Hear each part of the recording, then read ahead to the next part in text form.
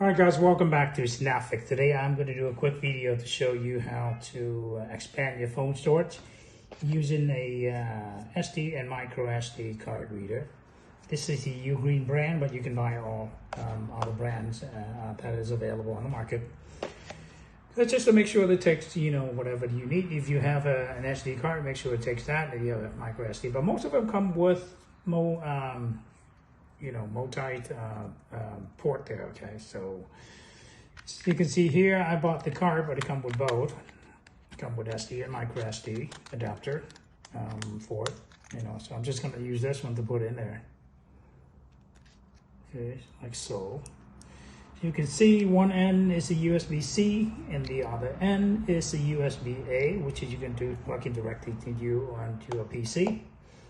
So now that I plugged that in, so I'm going to show you what I have a Google Pixel phone. Google Pixel phone doesn't come with any slot for me to expand it in there already. So that's one of the reasons I'm buying this. And let's open that. So once I turn on the phone, I'm going to go to setting and check this out.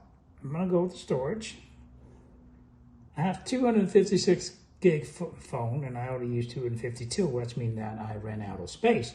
So pretty soon my phones won't work anymore as far as taking pictures or download or taking video because I run out of room.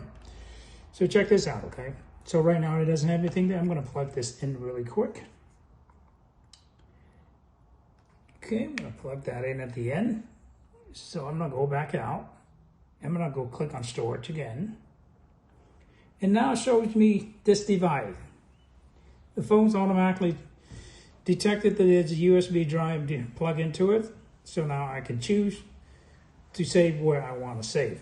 Okay, so all these images that I have it in there, and I want to move to my SD card so I can free up some space. Let's go ahead and click on the image. I'm going to find, one of the image I have is right here. So I'm going to move this one. This is the screenshot I have. I'm going to move it to